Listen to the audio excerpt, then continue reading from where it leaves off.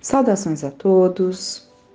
No livro Espelhos da Alma, uma jornada terapêutica, elaborado pelo Núcleo de Estudos Psicológicos Joana de Ângeles, que acontece na Mansão do Caminho, numa segunda parte, esse grupo dirige algumas perguntas ao espírito Joana de Ângeles através de Divaldo Franco. Então foram feitas perguntas e vieram respostas que a Joana de Ângeles passou para eles, e é isso que nós vamos ver. Então vamos à primeira questão. Como o trabalhador espírita pode adentrar os temas psicológicos nas atividades da casa espírita sem resvalar em uma suposta psicoterapia? E ela responde: o estudo do espiritismo, de alguma forma, é também do conhecimento psicológico, porquanto diz respeito à transformação moral do indivíduo para melhor, para tornar-se vencedor das paixões primárias em favor das emoções superiores da vida. Os estudos da psicologia espírita constituem uma contribuição para mais amplo entendimento da codificação kardeciana, por aprofundar a sonda do esclarecimento nos conflitos que vicejam em todas as criaturas, auxiliando-as com métodos eficazes para solucioná-los, não atribuindo todas as ocorrências perturbadoras às influências espirituais negativas, mas sim aos próprios demônios, aqueles que as acompanham através das sucessivas reencarnações e formam o ego perverso ou sonhador, dinâmico ou preguiçoso, alegre ou angustiado. Inevitavelmente, à medida que o ser estuda e se estuda, melhora-se, realizando uma autopsicoterapia por eleger o bem em vez da perturbação e dos sentimentos inferiores. Então, nós vemos nessa questão muito interessante a resposta que ela dá, que esses estudos da psicologia espírita constituem ali uma grande contribuição, ao entendimento da codificação da doutrina, que foi feita ali por Allan Kardec. Por quê?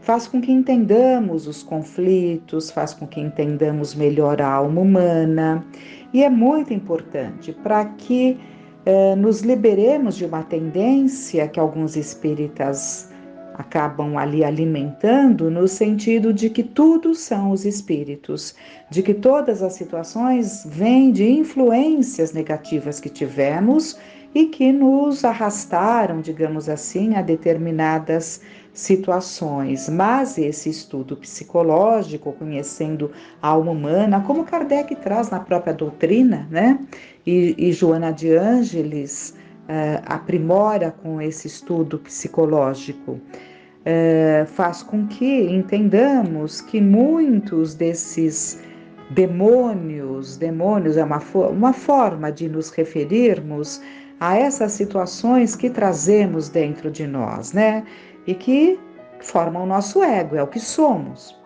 que pode ser esse ego perverso ou sonhador, dinâmico ou preguiçoso, alegre ou angustiado, e etc. E assim fica muito claro que muitas vezes somos nós mesmos, com os nossos conflitos, com o nosso emocional abalado, que criamos tantas situações. E conhecendo, então,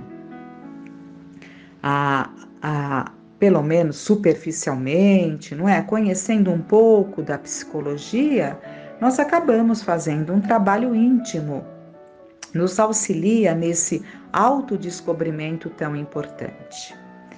E na questão seguinte: se a espiritualidade superior tem oferecido ao movimento espírita inigualáveis conhecimentos a respeito dos transtornos mentais, como depressão, bipolaridade, esquizofrenia, transtorno obsessivo compulsivo, suicídio, etc. Seria correto pensar que esses estudos são direcionados apenas aos espíritas profissionais da saúde mental? Ou esse legado deveria ter correlação direta com as atividades da casa espírita, contribuindo mais efetivamente para a sociedade atual? Vamos ver a resposta que a Joana de Ângeles trouxe a esse grupo que fez essas indagações a ela. A revelação dos imortais não é dirigida exclusivamente àqueles que se tornam espíritas, mas a todos os indivíduos, a fim de que possam conhecer os mecanismos que movimentam a existência, a finalidade psicológica do existir, como superar as más inclinações e alcançar a individuação, a plenitude. Devem esses estudos ser introduzidos nos programas doutrinários da sociedade que se dedica à vivência dos postulados espíritas e não exclusivos para os profissionais da saúde mental. Esses conhecedores estarão mais bem equipados para fazerem a ponte doutrinária entre as elucidações psicológicas e as espíritas.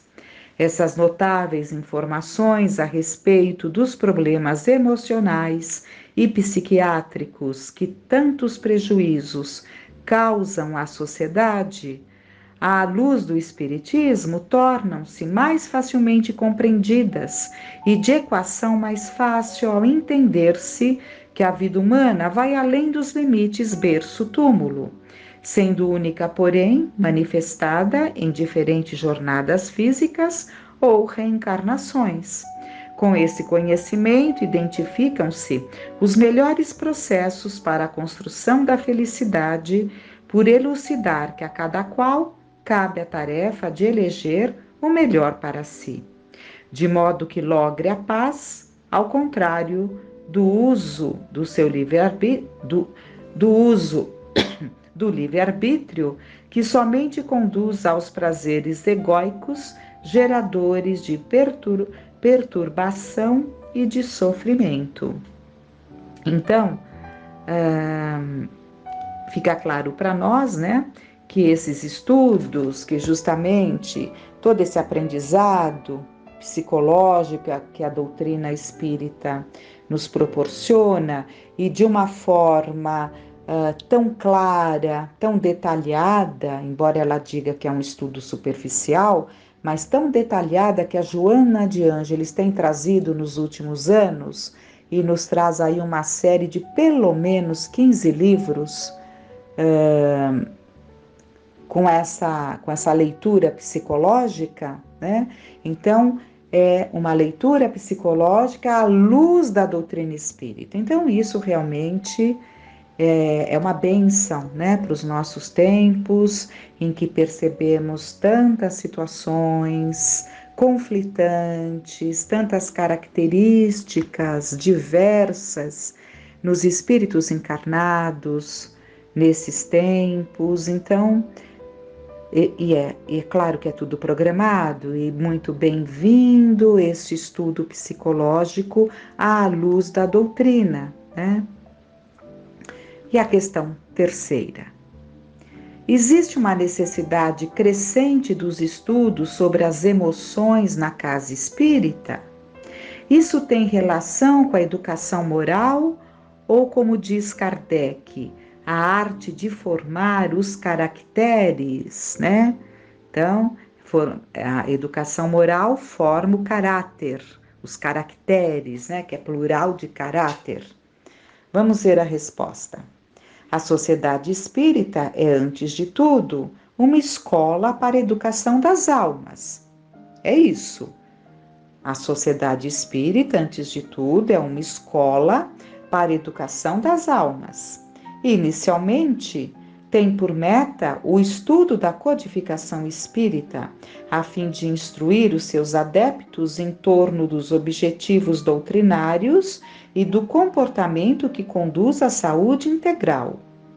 Como as emoções fazem parte do programa de educação pessoal, é natural que um estudo cuidadoso em torno delas e dos melhores métodos para canalizá-las de maneira edificante sejam propostos na programação da formação do caráter do homem e da mulher de bem, a fim de aprenderem a agir com sabedoria ante os desafios, em vez de reagirem pelos impulsos do automatismo primário, que resulta das emoções básicas não disciplinadas, gerando complicações mais graves.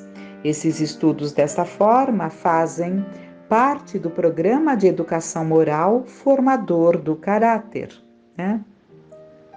Então, é claro que sempre traz, né, um grande aprendizado que nos ajuda a agir com sabedoria, né, diante de tantos desafios que enfrentamos a cada dia, a cada momento, para, tendo esse aprendizado, que essa doutrina nos dá essa base e nos ajuda, inclusive, pelo fato de aprofundarmos os nossos estudos na lei da reencarnação, nós acabamos compreendendo a alma humana no seu caminhar, nas diversas etapas reencarnatórias, e o espírito compreendendo que somos o resultado, a resultante do que já vivemos até agora, do que conquistamos até agora. Então, somos a somatória das nossas aquisições, boas ou más, até exatamente esse momento.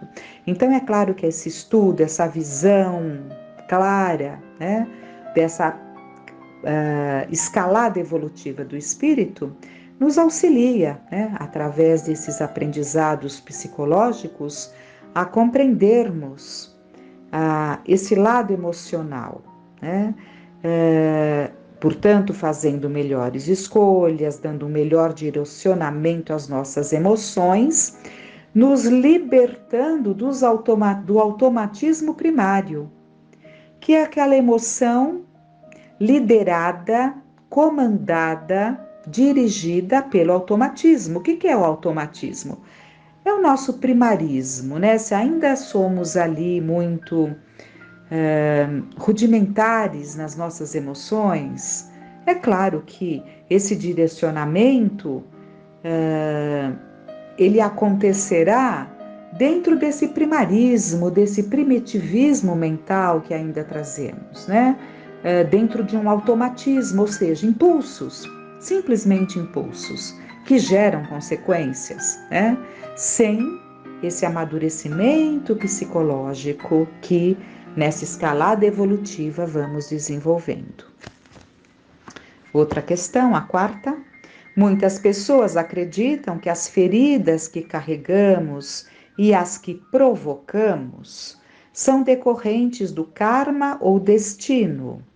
Isso é verdadeiro ou só estamos fugindo da responsabilidade de corrigirmos as nossas mazelas? Pergunta importantíssima que eles dirigiram a Joana de Ângeles e que foram reproduzidas através da mediunidade psicofônica ou possivelmente psicográfica, não temos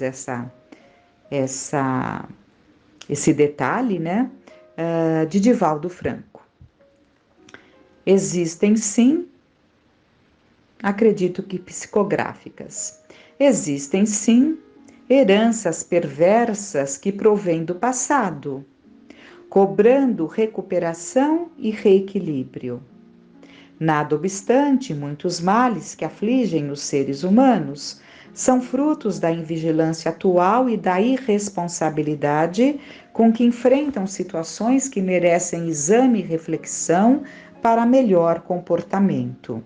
A conquista da autoconsciência enriquece o indivíduo com responsabilidade e sabedoria para fazer agora o que pode e deve, sem postergações nem ansiedades, no ritmo que a própria existência propõe, corrigindo as mazelas que identifica no comportamento, sem traumas nem remorsos, porque fazem parte do processo evolutivo sempre desafiador.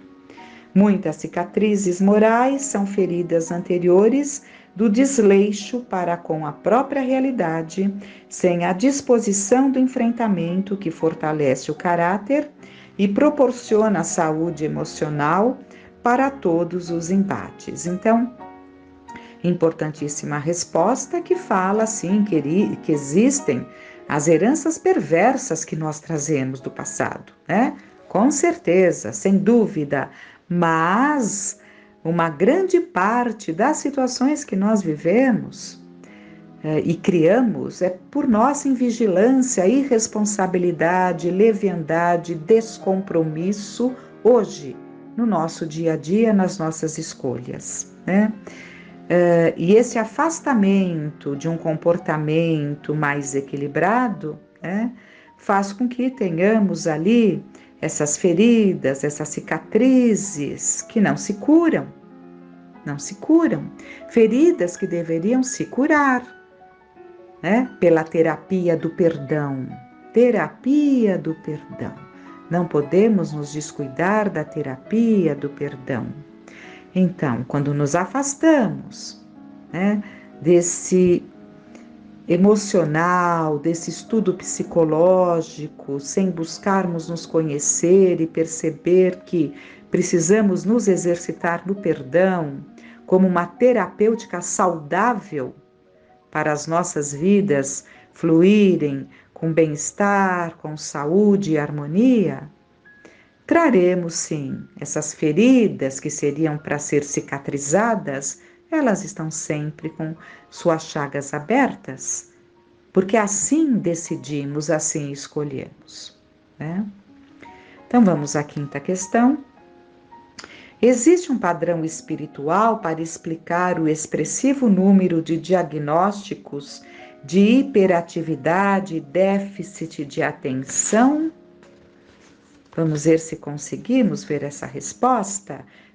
Questão importantíssima, dado o grande número, né, de adultos, especialmente a criança, para quem temos um olhar mais voltado e percebemos mais detalhadamente essas questões, está acontecendo num número muito expressivo, muito expressivo. Então, vamos ver a resposta? Vive-se a era da ansiedade, dos comportamentos agressivos, das insatisfações, das lutas internas e externas, o que influi vigorosamente na formação do feto, que se permite assinalar pelas perturbações ambientais e as que assinalam os genitores, em cujo seio se desenvolve especialmente no materno.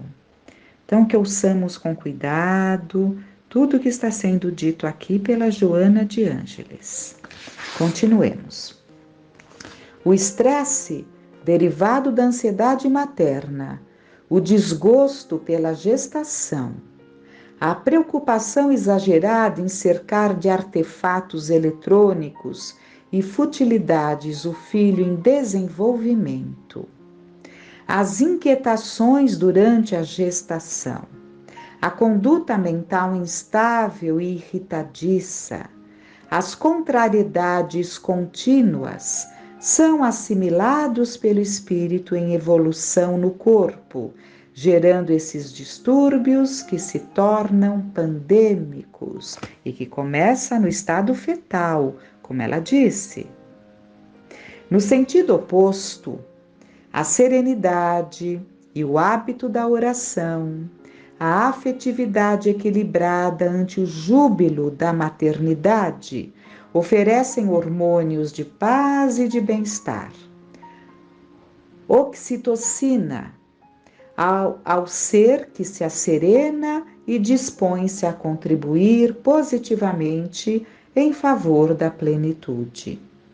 Simultaneamente, as heranças espirituais de cada ser reencarnante respondem pela preponderância da saúde ou dos distúrbios que irão assinalar a existência do ser em desenvolvimento, adstrito ao programa da lei de causa e efeito.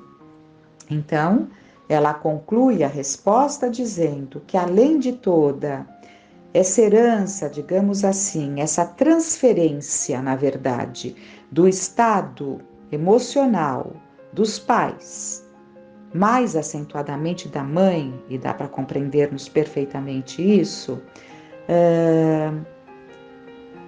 pode desencadear e tem desencadeado esses distúrbios que percebemos hoje, como ela diz, em caráter pandêmico, né? Podemos perceber claramente nas nossas crianças atuais. Mas ela finaliza dizendo que, além dessas situações, né, trazidas pelo próprio ambiente, pela própria maneira de ser dos pais, pelo estado íntimo e conflitante deles, há também, ao mesmo tempo, ou seja, simultaneamente, as heranças espirituais de cada ser reencarnante. Então, não podemos nos esquecer disso. E essas questões, ao mesmo tempo, né, as herdadas dos pais e as trazidas pelo espírito, respondem pela preponderância da saúde ou dos distúrbios que irão assinalar a existência do ser em desenvolvimento, adstrito ao programa da lei de causa e efeito. Né? Fiquem essas reflexões, esse aprendizado e que fiquemos em paz.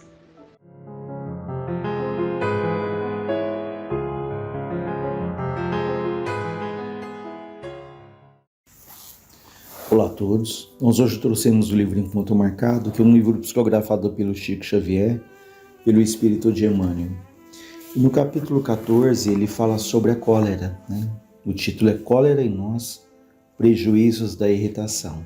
Ele nos diz: não farias explodir uma bomba dentro de casa, comprometendo a vida daqueles que mais amas. No entanto, por vezes não vacilamos em detonar a dinamite da cólera, aniquilando as energias dos companheiros que nos trazem apoio e cooperação.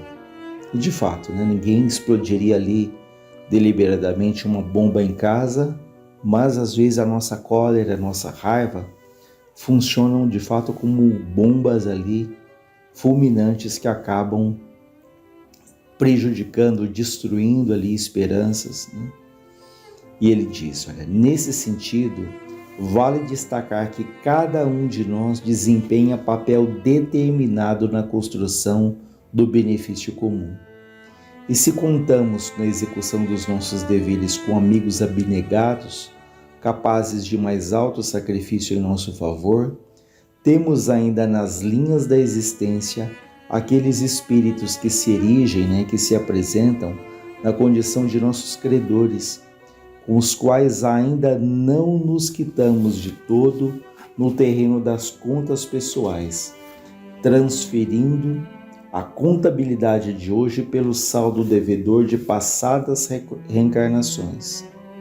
Ocultos na invisibilidade por efeito da diferença vibratória, no estado específico da matéria sutil em que se localizam, quando desencarnados ou mesmo revestidos na armadura de carne e osso no plano físico, eles se instalam na sombra da antipatia sistemática ou da perseguição gratuita, experimentando-nos com persistência admirável os propósitos e testemunhos de melhoria interior. Então, vejam, se durante a nossa existência nós temos aqueles que temos afinidades, aqueles que Deus coloca ao nosso lado, nos impulsionando como um suporte, como um amparo na nossa jornada, aqueles que confiamos, é natural também que tenhamos ao longo da vida aqueles que temos dificuldades, como ele fala, aqueles que ainda não quitamos de todo ali no terreno das contas pessoais. Ele fala que são aqueles que temos maiores dificuldades, sejam espíritos ligados ao nosso passado, ou sejam espíritos que agora estão aqui encarnados, caminhando ali ao nosso lado, os quais ali, como ele fala, experimentam, nos testam a nossa paciência, né? E aqui fala que eles se instalam na antipatia sistemática ou na perseguição gratuita. Aquelas situações em que perguntamos por que essa perseguição sistemática, contínua, essa dificuldade contínua, por que essa perseguição aparentemente gratuita. Ele usa essa expressão gratuita, mas nós não sabemos ali, atrás dessas dificuldades, o que se encontra. Qual foi o passado, quais foram as histórias construídas, criadas, para que agora essas histórias se manifestem nessa antipatia sistemática, ou nessa perseguição gratuita. E como já tivemos inúmeras existências, essa não é a primeira, nem segunda, nem terceira, nem quarta, nem quinta, enfim. São várias ali desde que Deus nos criou simples e ignorantes, E nessas muitas trajetórias, nessas muitas existências, fizemos ali amigos, temos pessoas que nos querem bem, mas é muito natural também que tenhamos aqueles que não nos querem bem. Por quê? Podemos ter tido ali o poder, a beleza, a autoridade, temos ali iludido alguém, separado famílias. Então, nessa trajetória ali passada, é natural que tenhamos também aqueles que não nos querem bem, aqueles que têm dificuldades conosco, que talvez nem nos vejam exatamente como somos agora, nessa tentativa, nessa luta para sermos espíritos melhores, mas talvez a mágoa seja tão grande que eles ainda se fixam, eles ainda nos veem como nós éramos em vidas anteriores, há séculos atrás, Mas reforçando, se temos essas dificuldades que foram criadas por nós mesmos, temos aqueles que nos querem bem, aqueles que nos amam, temos ali o nosso espírito protetor, o anjo guardião, que Deus colocou ao lado de cada um de nós, nos servindo ali de estímulo, de amparo, e aquele o qual nós temos que dar ali uma atenção maior para nos prepararmos para sentirmos essa influência benéfica. E ele diz, é assim que vamos vencendo em exames diversos, opondo valores morais entesourados na alma ao assédio das provas, como sejam paciência na adversidade, resistência na dor, fé nos instantes de incerteza e generosidade perante as múltiplas solicitações do caminho.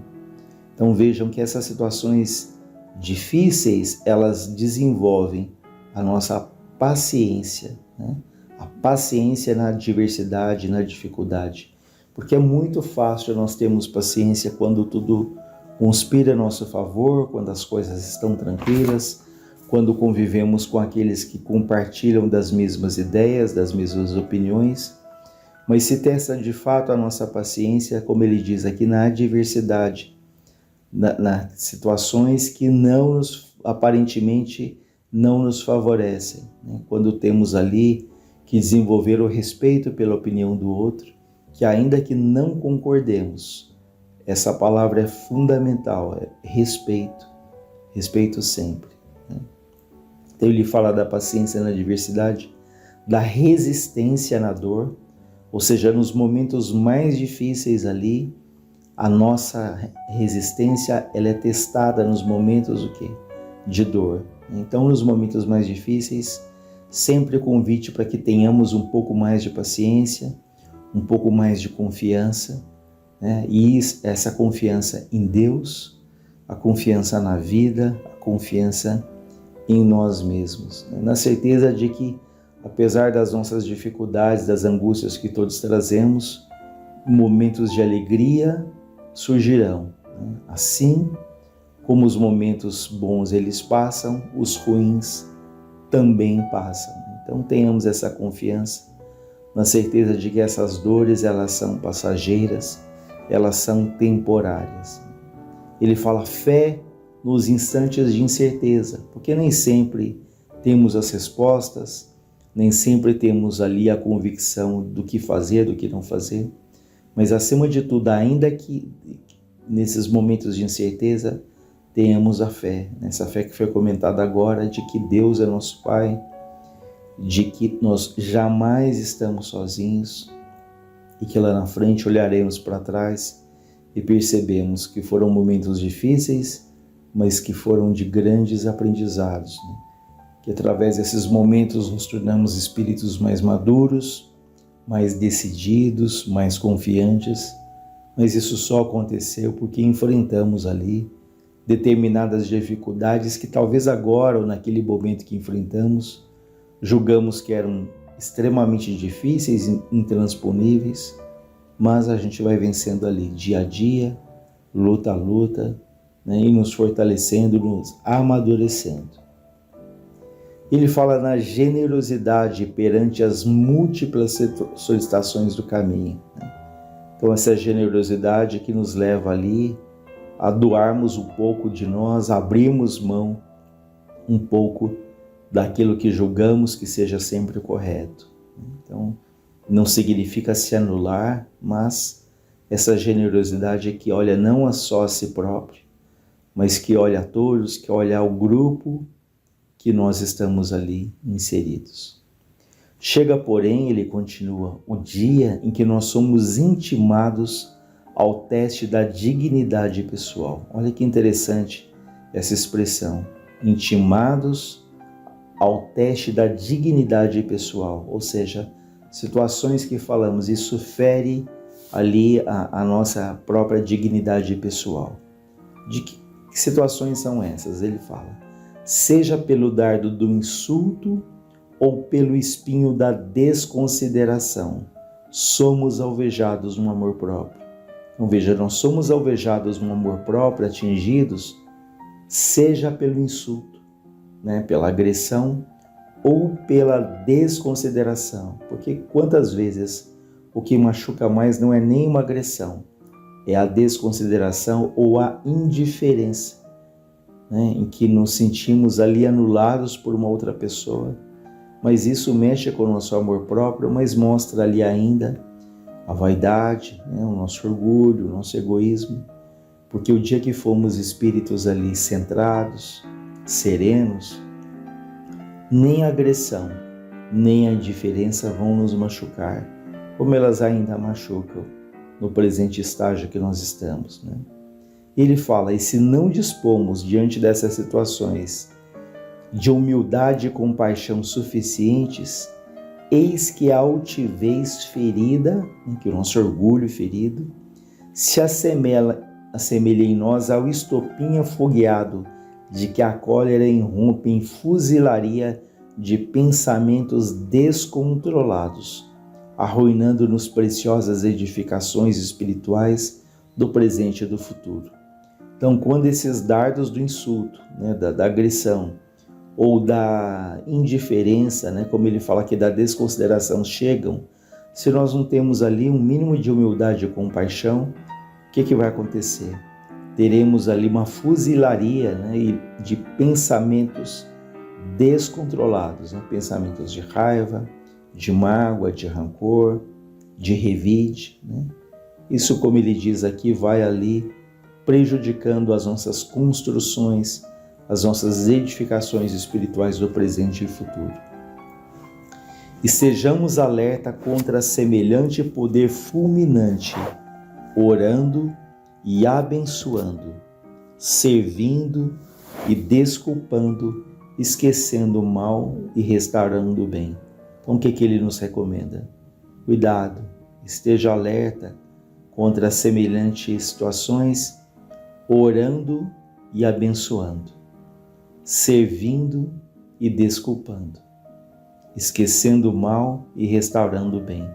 Como diz o livro Boa Nova, a melhor resposta é sempre o do nosso próprio trabalho, o do nosso próprio esforço, não nos detendo, né? Não paralisando a nossa caminhada diante dessas situações que nos surgem, né? Mas fazendo ali o que nos cabe e, como ele diz aqui, ora, abençoa, serve, desculpa, esquece o mal e restaura o bem. De certo, nem sempre a doçura pode ser a marca do nosso verbo ou da nossa atitude. Veja, nem sempre ali aquela doçura, né, vai ser ali a melhor alternativa. Porquanto, momentos surgem nos quais o bem geral reclama a governança da providência rija ou da frase salgada de advertência. Então, há muitos momentos em que necessita ali o quê? De uma frase enérgica, da advertência, da firmeza, né? Porque aquela doçura sistemática, ela acaba o quê? Anestesiando, ela acaba sendo complacente com situações que precisam ali de serem esclarecidas. Então, nem sempre a doçura vai ser a marca, né? Diante dessas situações que exigem ali uma frase, como ele diz aqui, uma frase salgada de advertência. Porque quantas vezes, até quando nós recebemos uma frase ali de advertência, que acordamos para algo que até então não estávamos percebendo. Mas vejam, é preciso não olvidar, né? É preciso não esquecer que a cólera a nada remedeia, em tempo algum. Então, se há momentos que precisa de uma frase firme, de uma postura mais rígida, o cuidado para que isso não se torne a cólera, né, um ódio, uma raiva descontrolada, né? Como ele fala aqui, que a cólera nada remedeia. A cólera nada remedeia em tempo algum. E que, além de tudo, ela estabelece fácil ganho de causa a todos aqueles que, por força de nossa evolução deficitária, ainda se nos alinham nas trilhas da existência à conta de nossos inimigos e obsessores. Enfim, deixando claro que essa cólera, essa raiva, ela acaba ali atraindo esses espíritos inimigos ou obsessores. Então fica aí para a nossa reflexão, né, essa lição sobre a cólera, sobre a raiva, que possamos cultivar dentro de nós então a prece, a reflexão, pedindo a Deus que nos ajude a perdoarmos, assim como temos tanta necessidade do perdão, da paciência e da compreensão daqueles que nos acompanham também. Que Deus nos acompanhe, nos fortaleça.